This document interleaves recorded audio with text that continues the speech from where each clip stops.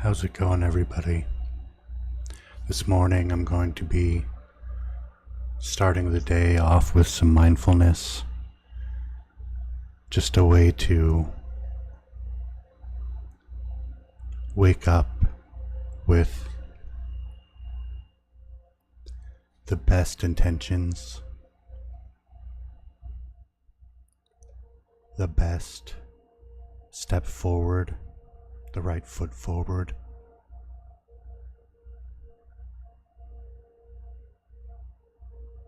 There's no wrong way to live. You just have to live.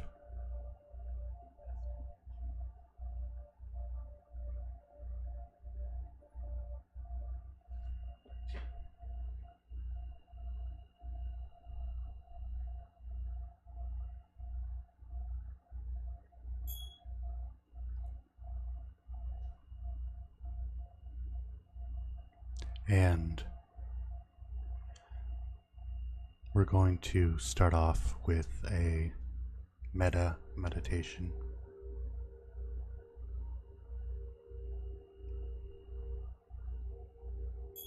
May my friends be happy, safe, healthy, and free from suffering.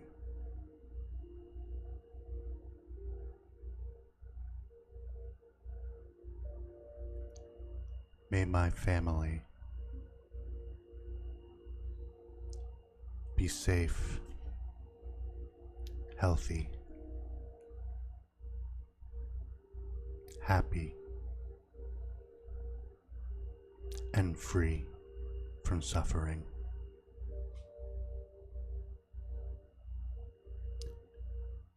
May people who give me problems and people who rub me the wrong way, may they be happy, healthy, safe, and free from suffering.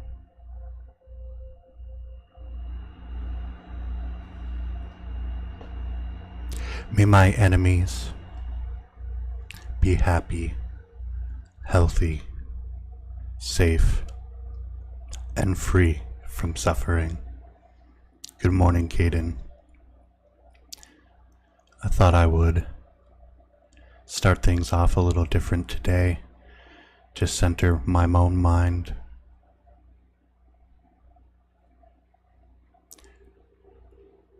Breathe in and breathe out.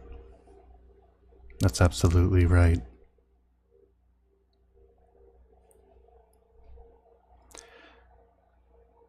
I'm like trying to monitor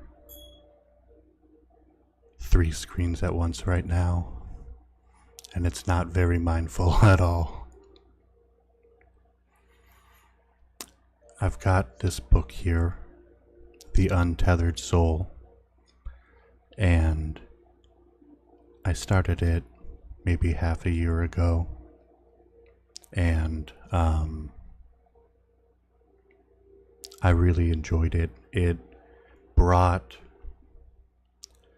mindfulness ideas and teachings to light using simple observation. Didn't rely on religion or spirituality or dogma.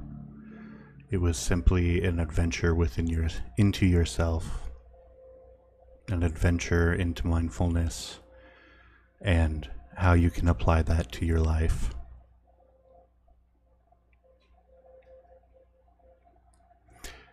Is the music at a good volume?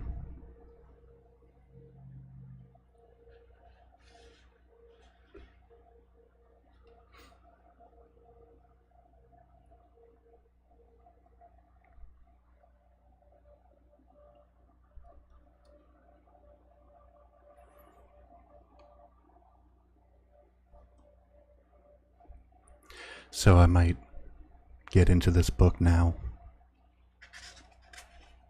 It's called The Untethered Soul by Michael A. Singer.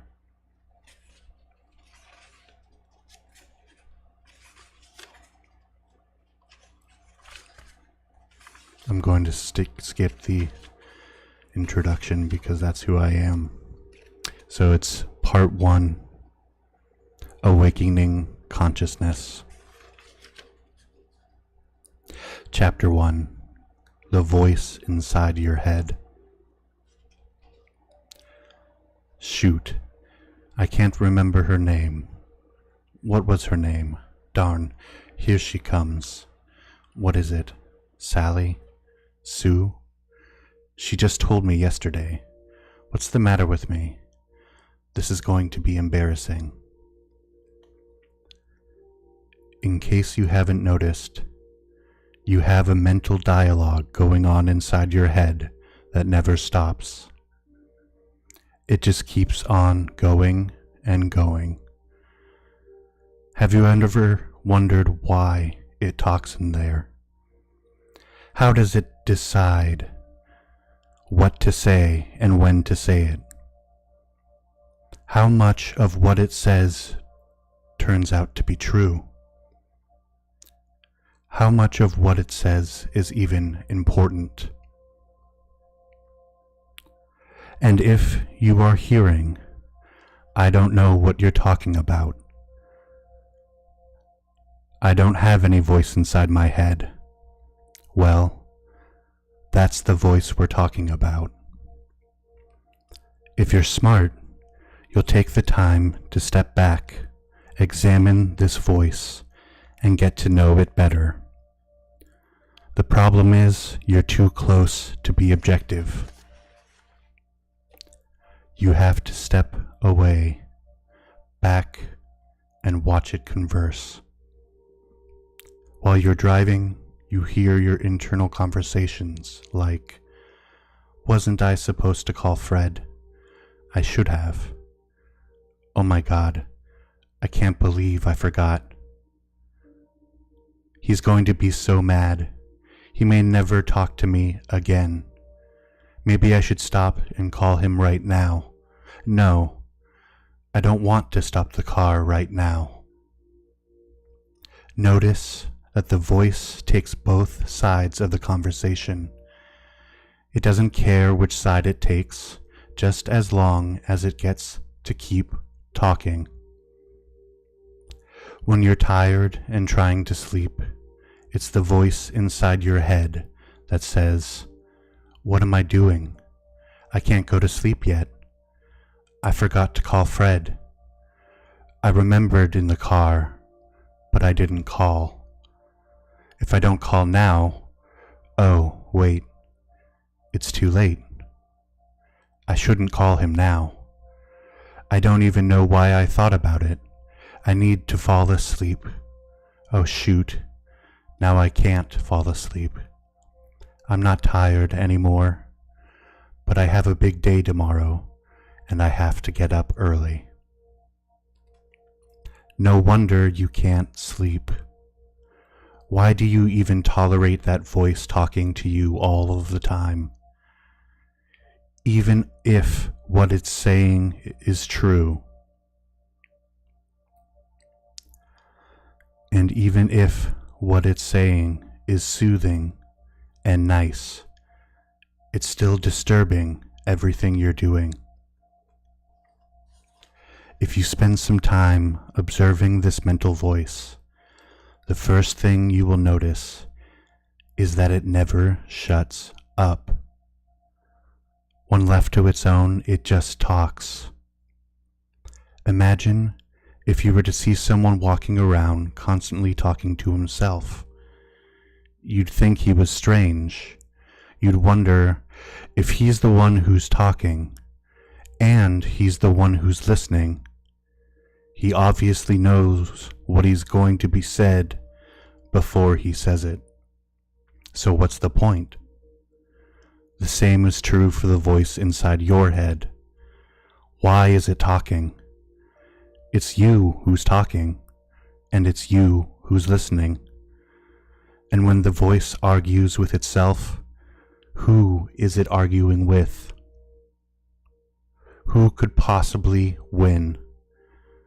It gets very confusing. Just listen. I think I should get married. No. You know you're not ready. You'll be sorry.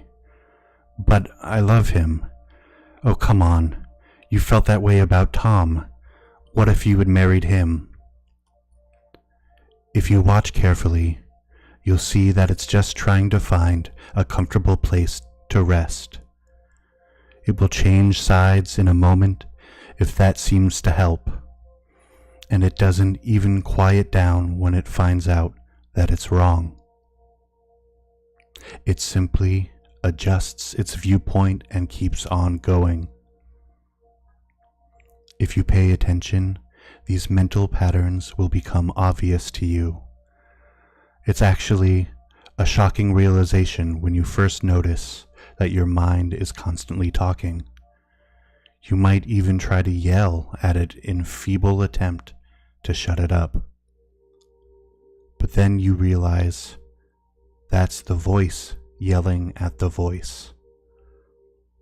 Shut up. I want to go to sleep. Why do you have to talk all the time? Obviously, you can't shut it up that way. The best way to free yourself from this incessant chatter is to step back and view it objectively.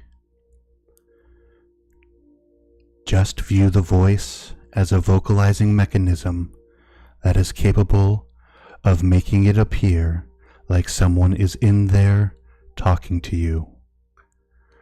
Don't think about it, just notice it. No matter what the voice is saying, it's all the same.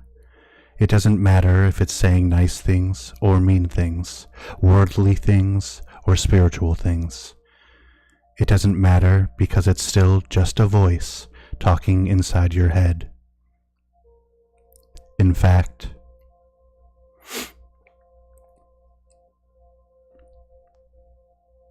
the only way to get your distance from this voice is to stop differentiating what it's saying.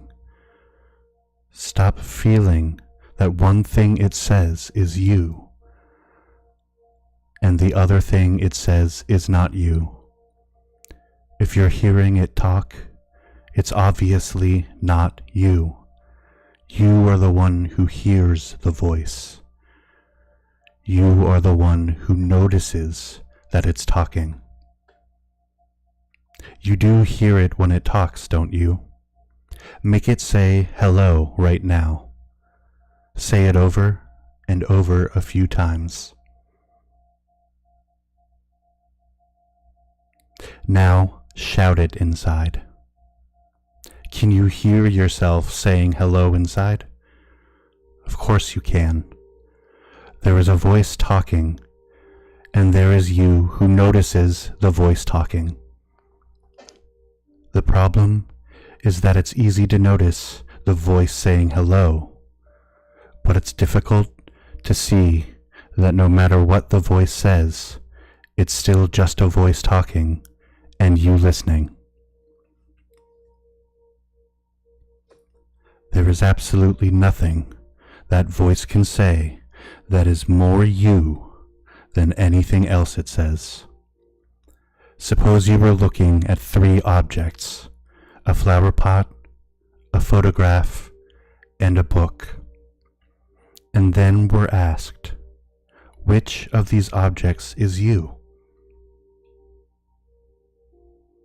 You'd say none of them. I'm the one who's looking.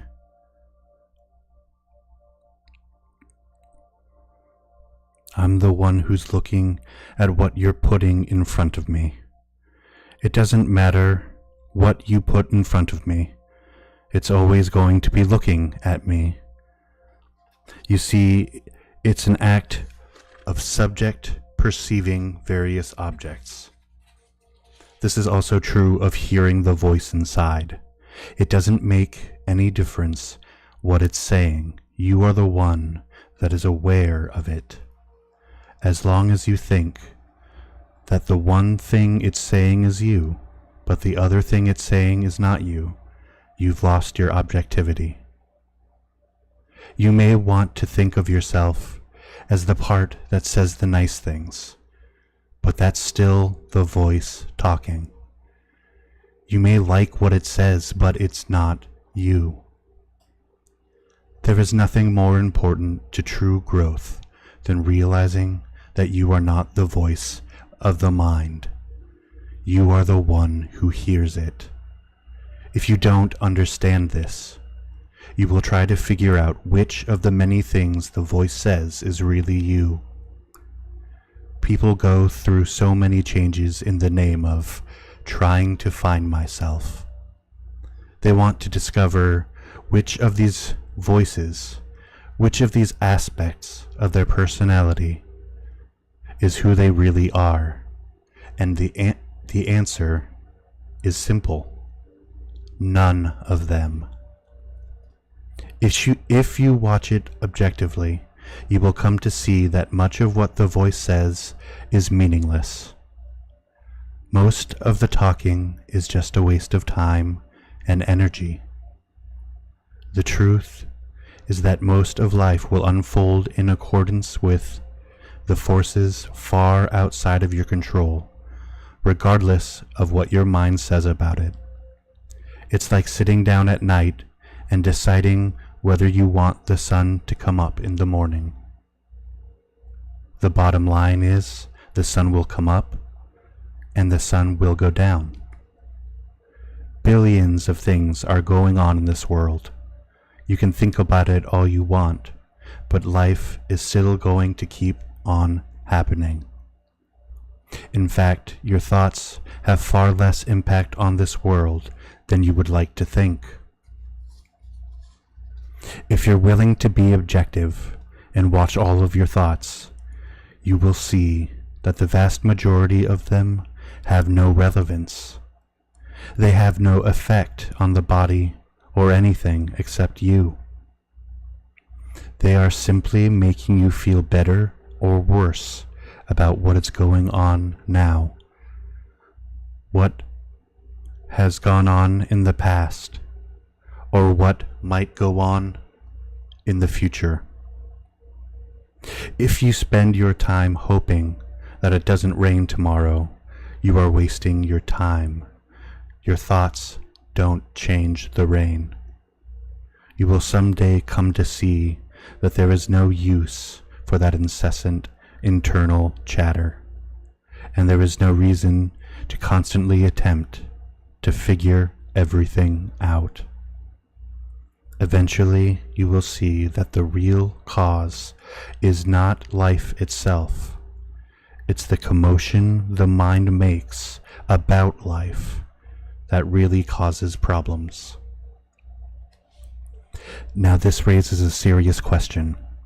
If so much of what the voice says is meaningless and unnecessary, then why does it even exist? The secret to answering this question lies in understanding why it says when it says it. For example, in some cases, the mental voice talks for the same reason that a tea kettle whistles. That is, there's a buildup of energy inside that needs to be released. If you watch objectively, you will see that when there's a buildup of nervous, fearful, or desire-based energies inside, the voice becomes extremely active. This is easy to see when you are angry with someone or you feel like telling them off. Just watch how many times the inner voice tells them off before you even see them. When energy builds up inside, you want to do something about it. That voice talks because you're not okay inside, and talking releases that energy. You'll notice, however, that even when you're not particularly bothered by something, it still talks. When you're walking down the street, it says things like, "Look at that dog. It's a Labrador. Hey, there's another dog in that car. He looks a lot like my first dog, Shadow. Whoa, there's an Oldsmobile. An Oldsmobile. It's got Alaskan plates. You don't see many of those around down here." It is actually narrating the world for you. But why do you need this? You already see what's happening outside of you. How does it help to repeat it to yourself through the mental voice? You should examine this very closely. With a simple glance, you instantly take in the tremendous detail of whatever you're looking at. If you see a tree, you effortlessly see the branches, the leaves, and the flowering buds. Why then do you have to verbalize what you have already seen?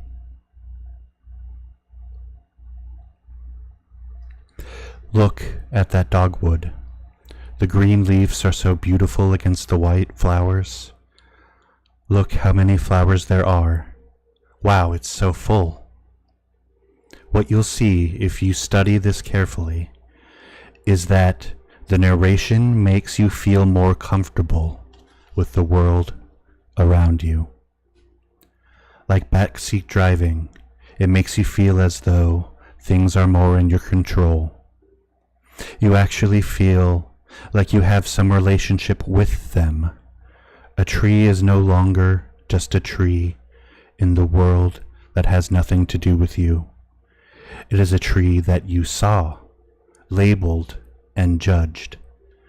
By verbalizing it mentally, you brought that initial direct experience of the world into the realm of your thoughts. There it becomes integrated with your other thoughts, such as those making up your value system and historical experiences. Take a moment to examine the difference between your experience of the outside world and your interactions with the mental world. When you're just thinking, you're free to create whatever thoughts you want in your mind, and these thoughts are expressed through the voice. You are very accustomed to settling into the playground of the mind and creating and manipulating thoughts. This inner world is an alternate environment that is under your control.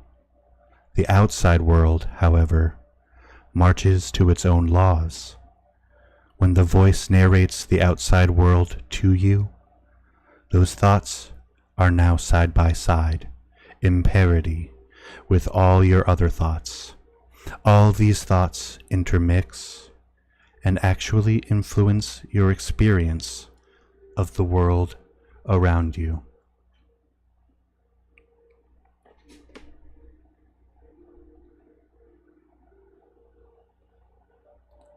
Lucifer Morningstar, I get you, man. I don't know if you're still in my TikTok chat there, but you're welcome to hang out with me as long as you want. Miri Uwa and Freddie, I'm not going to say the F word, bear. Welcome. Caden, if you're still on YouTube, welcome. Or not welcome, but thanks for still being there.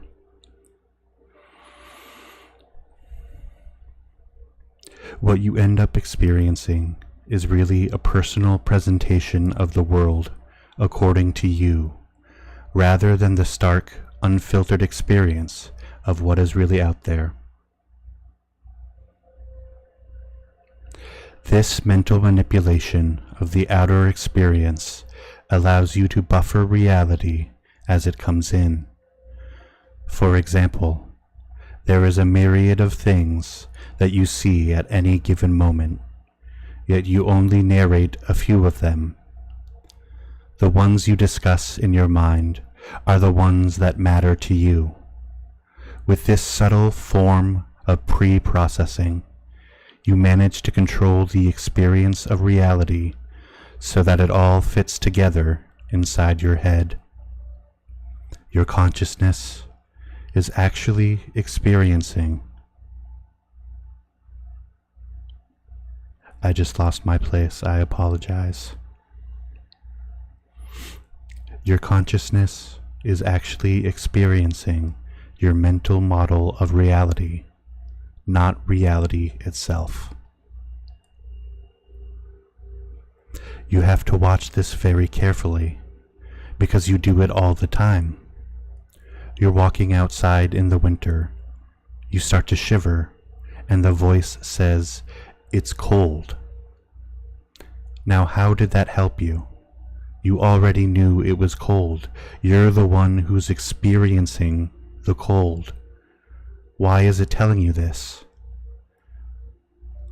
You recreate the world within your mind because you can control your mind, whereas you can't control the world. That is why you mentally talk about it.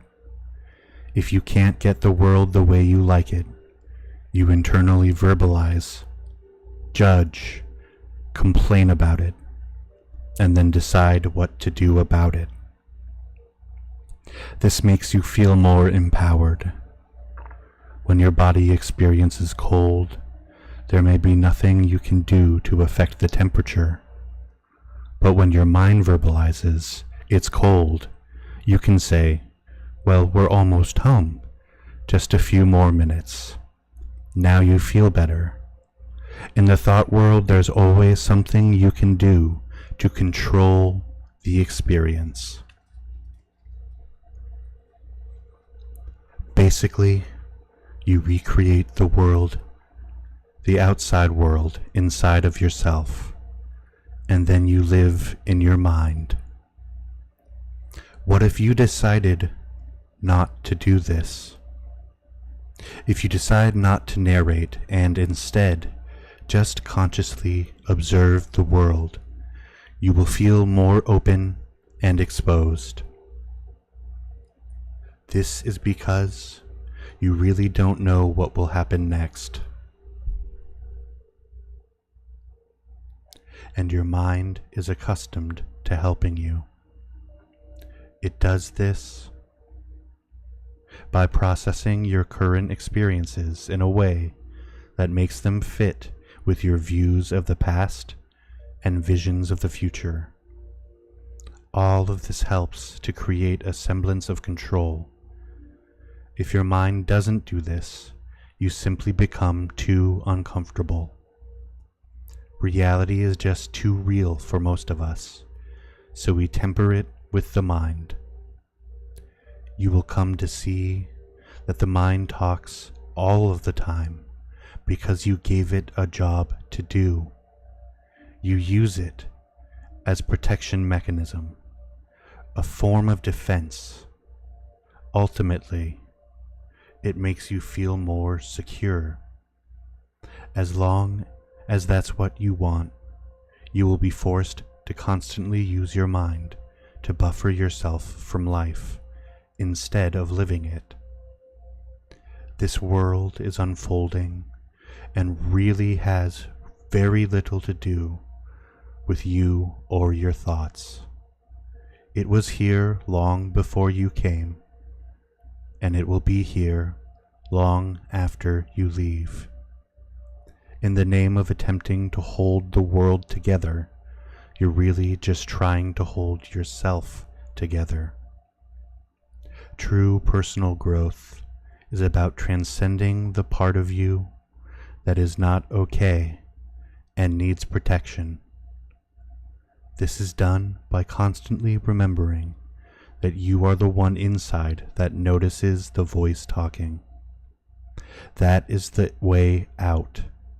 The one inside who is aware that you are always talking to yourself about yourself is always silent.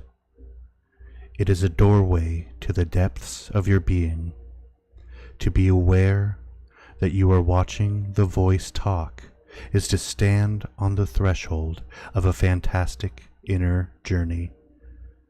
If used properly, the same mental voice that has been a source of worry, distraction, and general neurosis can become the launching ground for true spiritual awakening. Come to know the one who watches the voice, and you will come to know one of the greatest mysteries of creation. And that's the end of chapter 1 of The Untethered Soul by Michael A. Singer. For anybody who's streaming with me, can you hear the music? Is it at a good volume? Am I too loud, too soft? And if you feel inclined, feel free to drop a line in chat. Tell me how you're feeling this morning, what your goals are for the day, and I want you to make an intention for the day to remember to be kind to yourself,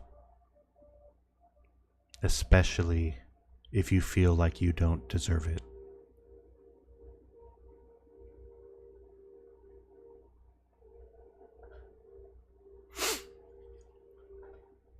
I need to go grab some water.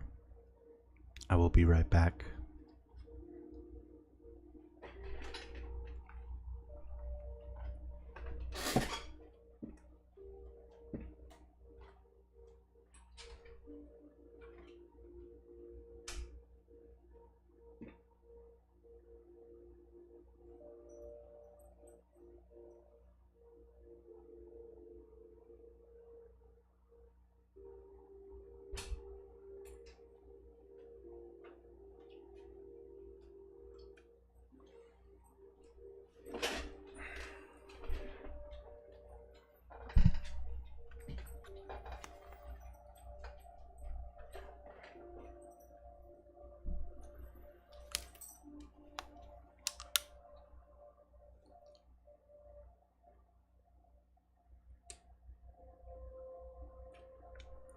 That's better.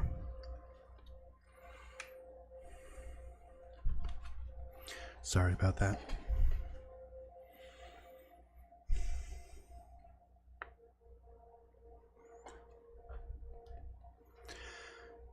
Chapter 2 is about personifying the voice as someone who is not you, but is someone that you know and almost trust implicitly. The name of the chapter is Your Inner Roommate.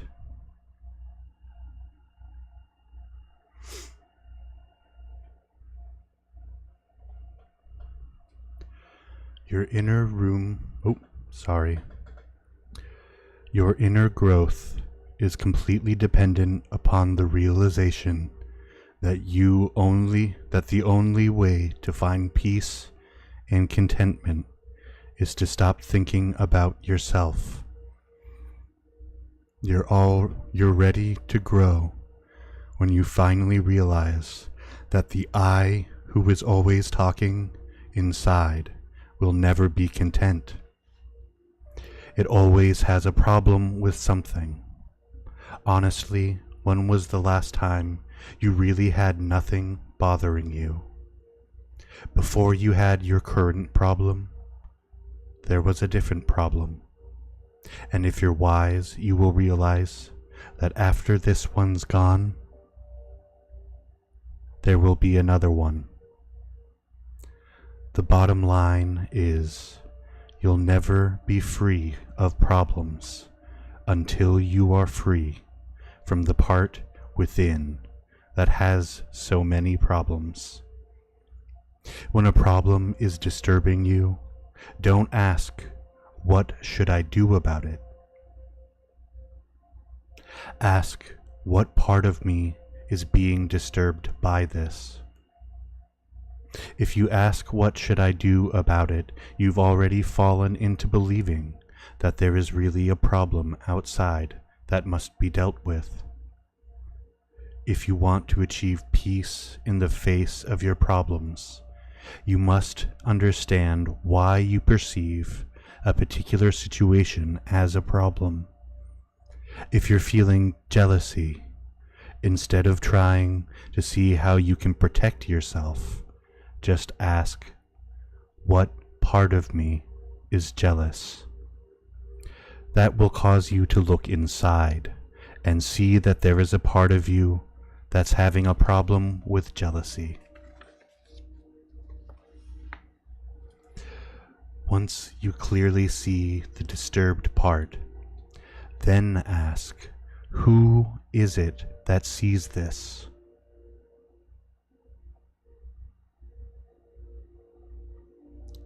Who notices this inner disturbance?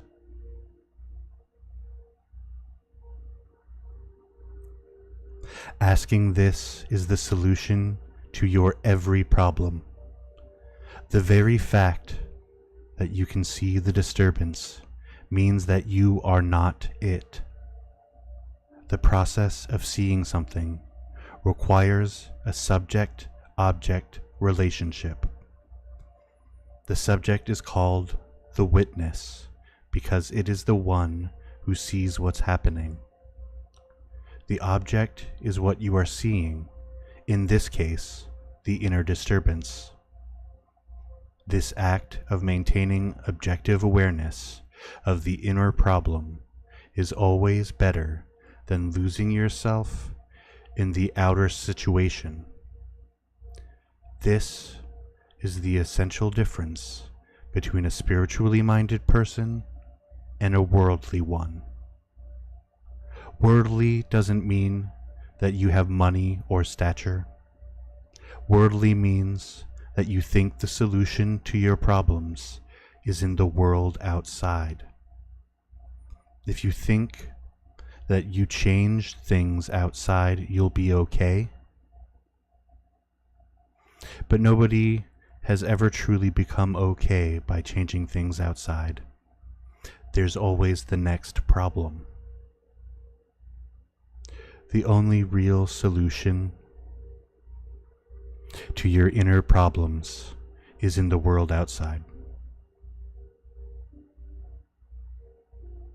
I think I read that wrong. I did. I apologize. The only real solution is to take the seat of the witness consciousness and completely change your frame of reference.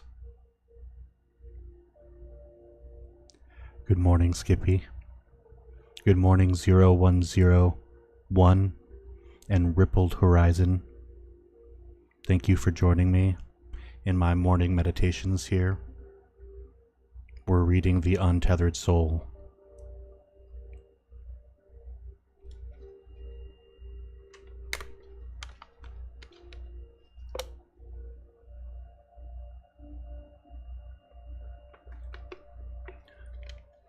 I am thirsty. I didn't anticipate that reading makes you thirsty.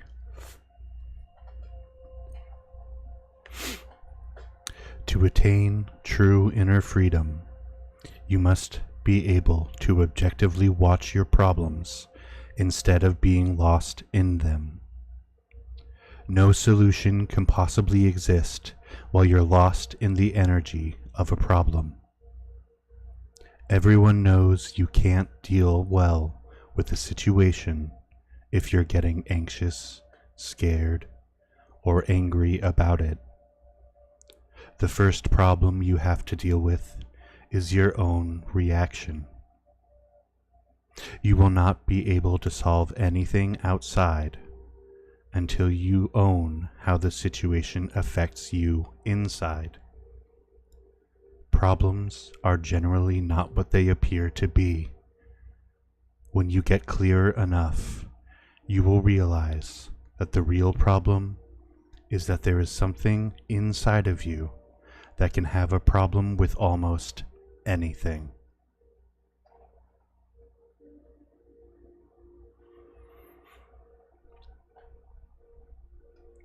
That's powerful. There is something inside of you that can have a problem with almost anything. It's true, my ass hurts right now. I'm thirsty.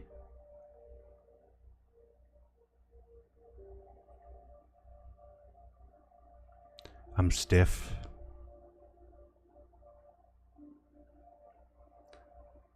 I've got a subtle anxiety. All of these different aspects of myself that can find a problem with something. That's powerful. So how do we work on that?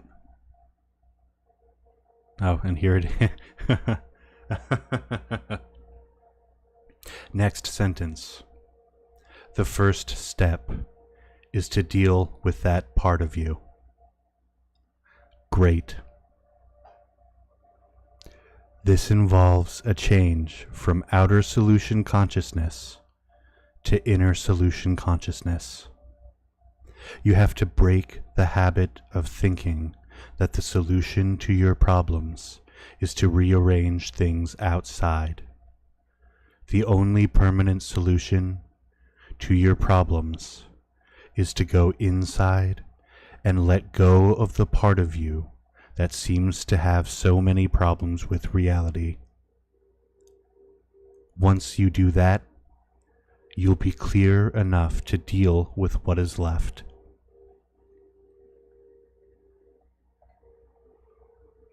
There really is a way to let go of the part of you that sees everything as a problem. It may seem impossible, but it's not. There is a part of your being that can actually abstract from your own melodrama. You can watch yourself be jealous or angry. You don't have to think about it or analyze it. You can just be aware of it. Who is it that sees all this? Who notices the changes going on inside? When you tell a friend, every time I talk to Tom, it gets me so upset. How do you know it gets you upset? You know that it gets you upset because you're in there. You see what's going on in there. There's a separation between you and the anger or the jealousy. You are the one who's in there noticing these things. Once you take the seat of consciousness, you can get rid of these personal disturbances.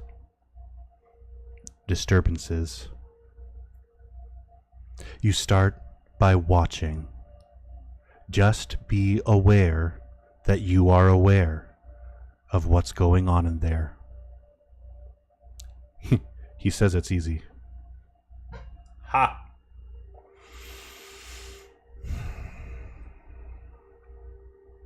What you'll notice is that you're watching a human being's personality with all of its strengths and all of its weaknesses. It's as though there's someone in there with you. You might actually say you have a roommate. If you would like to meet your roommate, just try to sit inside yourself for a while in complete solitude and silence. You have the right. It's your inner domain. But instead of finding silence, you're going to listen to incessant chatter. Why am I doing this? I have more important things to do. This is a waste of time. There's nobody in here but me. What is all of this about? And right on cue, there's your roommate. You may have a clear intention to be quiet inside, but your roommate won't cooperate. And it's not just when you try to be quiet. It has something to say about everything you look at. I like it. I don't like it. This is good. This is bad. It just talks and talks. You don't generally notice because you don't step back from it. You're so close that you don't realize that you're actually hypnotized into listening to it. Basically, you're not alone in there. There are two distinct aspects of your inner being.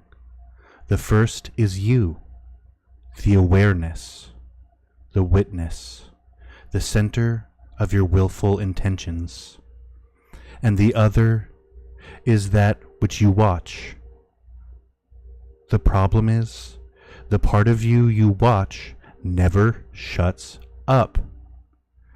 If you could get rid of that part, even for a moment, the peace and serenity would be the nicest vacation you've ever had. Imagine what it would be like if you didn't have to bring this thing with you everywhere you go. Real spiritual growth is about getting out of this predicament. But first you have to realize that you've been locked in there with a maniac. In any situation or circumstance, your roommate could suddenly decide, I don't want to be here. I don't want to do this. I don't want to talk to this person. You would immediately feel tense and uncomfortable. Your roommate can ruin anything you're doing without a moment's notice.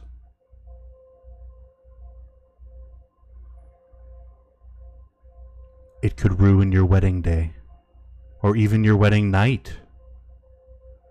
That part of you can ruin anything and everything, and it generally does.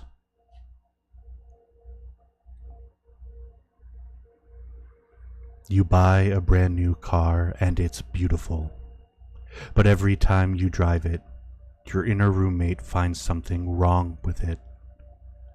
The mental voice keeps pointing out every little squeak, every little vibration, until eventually you don't like the car anymore. Once you see what this can do to your life, you are ready for spiritual growth. You're ready for real transformation when you finally say, look at this thing. It's ruining my life. I'm trying to live a peaceful, meaningful existence, but I feel like I'm sitting on top of a volcano. At any moment, this thing can decide to freak, close down, and fight with what's happening. One day it likes someone, and the next day it decides to pick on everything they do. My life is a mess just because this thing that lives in here with me has to make a melodrama out of everything. Once you've seen this and learned to no longer identify with your roommate, you're ready to free yourself. If you haven't reached this awareness yet, just start to watch. Spend a day watching every single thing your roommate does. Start in the morning and see if you can notice what it's saying in every situation.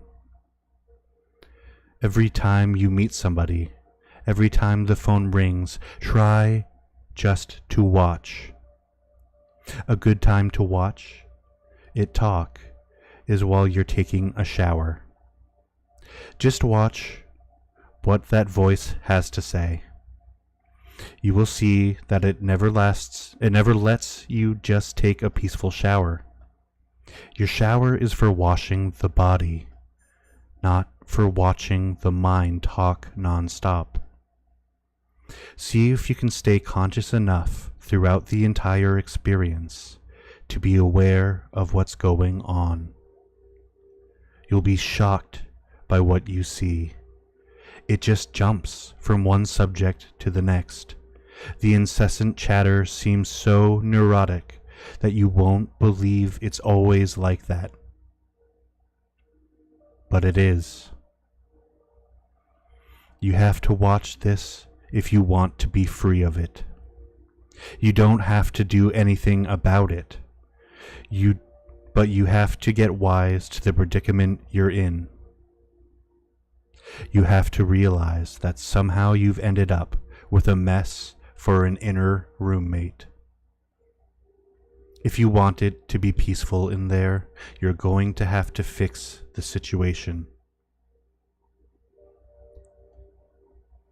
The way to catch on to what your inner roommate is really like is to personify it externally. Make believe that your inner roommate, the psyche, has a body of its own. You do this by taking the entire personality that you hear talking to you inside and imagine it as a person talking to you on the outside. Just imagine that another person is now saying everything that your inner voice would say. Now spend a day with that person. You've just sat down to watch your favorite TV show. The problem is, you have this person with you. Now you'll get to hear the same incessant monologue that used to be inside, except that it's sitting next to you on the couch, talking to itself. Did you turn off the light downstairs? You'd better go check. Not now, I'll do it later. I want to finish watching the show. No, do it now. That's why the electricity bill is so high. You sit in silent awe, watching all of this. Then a few seconds later, your couch mate is engaged in another dispute. Hey, I want to get something to eat. I'm craving some pizza. No, you can't have pizza now. It's too far to drive. But I'm hungry. When will I get to eat? To your amazement, those neurotic bursts of conflicting dialogue that just keep going and going. And as if that's not enough, instead of simply watching TV, this person starts verbally reacting to whatever comes on the screen. At one point, after a redhead appears on the show, your couchmate starts mumbling about his ex-spouse and a painful divorce. Then the yelling starts, just as though the ex-spouse were in the room with you. And then it stops, just as suddenly as it started. At this point, you find yourself hugging the far corner of the couch in a desperate attempt to get as far away from this disturbed person as you possibly can. Will you dare to do this experiment? Don't try to make the person stop talking. Just try to get to know what you live with inside by externalizing the voice.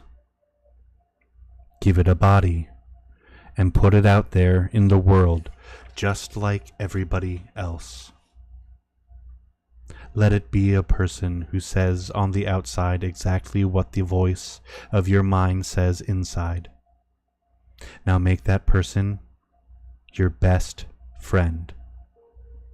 After all, how many friends do you spend all of your time with and pay absolute attention to every word they say?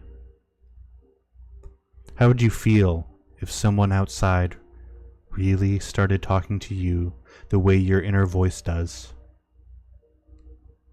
How would you relate to a person who opened their mouth to say everything your mental voice says?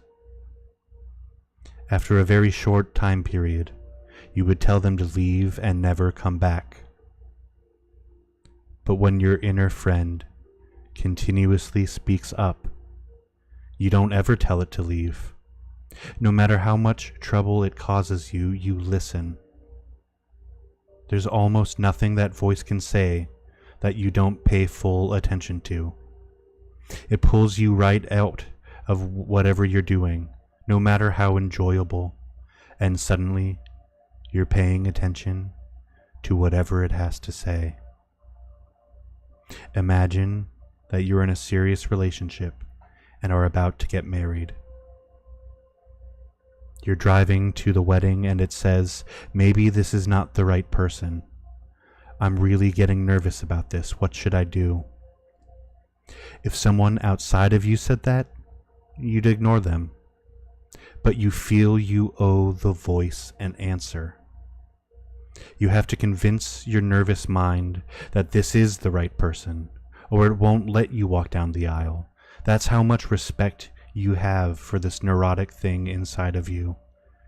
You know that if you don't listen to it, it will bother you every day of your life. I told you not to get married. I said I wasn't sure. The bottom line is undeniable. If somehow that voice managed to manifest a body outside of you, and you had to take it with you everywhere you went, you wouldn't last a day. If somebody were to ask you what your new friend is like, you'd say, this is one seriously disturbed person. Just look up neurosis in the dictionary, and you'll get the picture. That being the case, once you've spent a day with your friend, what is the probability you'd go to them for advice? After seeing how often this person changed their mind, how conflicted they were on so many subjects, and how emotionally overreactive they tended to be, would you ever ask them for relationship or financial advice? As amazing as it seems, you do just that every moment of your life. Having taken its rightful place back inside of you, it is still the same person who tells you what to do about every aspect of your life. Have you ever bothered to check its credentials? How many times has that voice been totally wrong? She doesn't care for you anymore. That's why she hasn't called. She's going to break up with you tonight. I can feel it coming. I just know it. You shouldn't even answer the phone if she calls. After 30 minutes of this, the phone rings and it's your girlfriend. She's late because it's your 1-year anniversary and she was preparing for a surprise dinner. It was definitely a surprise to you, since you completely forgot the anniversary. She says she's on her way over to pick you up. Well, you're very excited, and your inner voice is chatting about how great she is. But haven't you forgotten something? Haven't you forgotten about the bad advice the inner voice gave you that caused you to suffer for the last half hour? What if you had hired a relationship advisor who had given you that terrible advice? They had completely misread the entire situation. Had you listened to the advisor, you never would have picked up the phone. Wouldn't you fire them on the spot? How could you ever trust their advice again after seeing how wrong they are? Well, if you're going to are you going to fire your inner roommate? After all, its advice and analysis of the situation were totally wrong. No, you never hold it responsible for the trouble it causes. In fact, the next time it gives advice, you're all ears. Is that rational? How many times has that voice been wrong about what was going on or what will be going on? Maybe it's worth noticing whom you're going to for advice.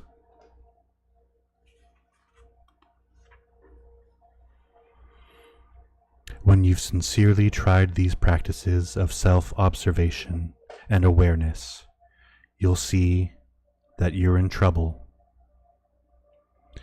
You'll realize that you've only had one problem your entire life, and you're looking at it. It's pretty much the cause of every problem you've ever had. Now the question becomes, how do you get rid of this inner troublemaker? The first thing you'll realize is that there's no hope of getting rid of it until you really want to.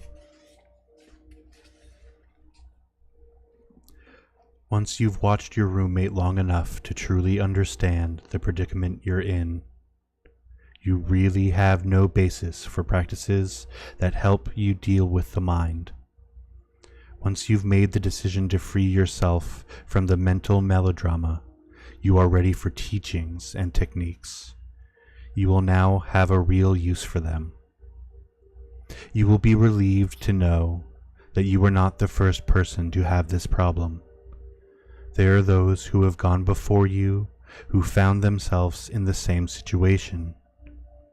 Many of them looking for guidance from those who had mastered this field of knowledge. They were given teachings and techniques such as yoga, which were created to help in this process. Yoga is not really about getting your body healthy, although it does do that. Yoga is about the knowledge that will help you out of your predicament, the knowledge that can free you. Once you've made this freedom the meaning of your life, there are spiritual practices that can help you. These practices are what you do with your time in order to free yourself from yourself. You will eventually catch on that you have to distance yourself from your psyche. You do this by setting the direction of your life when you're clear and not letting the wavering mind deter you. Your will is stronger than the habit of listening to the voice. There is nothing you can't do. Your will is supreme over all of this. If you want to free yourself, you must first become conscious enough to understand your predicament. Then you must commit yourself to the inner work of freedom. You do this as though your life depended on it, because it does. As it is right now, your life is not your own. It belongs to your inner roommate, the psyche. You have to take it back. Stand firm in the seat of the witness and release the hold that the habitual mind has on you. This is your life. Reclaim it.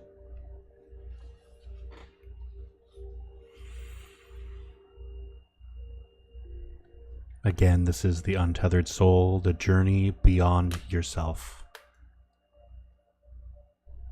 Interestingly enough, this was recommended to me by a complete stranger on a TikTok video that I shared. And I bought it the next moment, and it came the next day.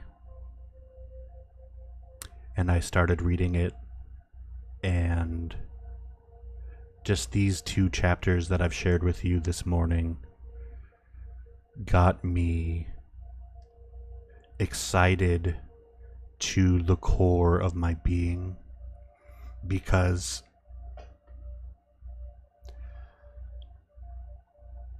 rooted in the truth of these observations that we've been talking about and looking at is the foundation of mindful compassion and peace and freedom from suffering.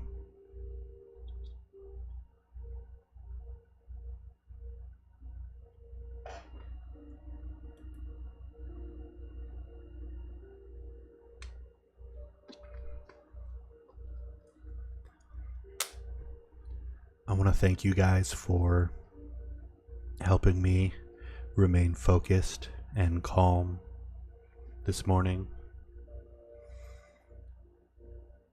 If I were to just try to sit down and do this myself, I wouldn't have made it past 1 page. My ADHD and anxiety and impatience would have taken over. and I would have tried to find something to do instead of allowing myself to be. So thank you for being with me this morning. I really enjoyed this. I needed this.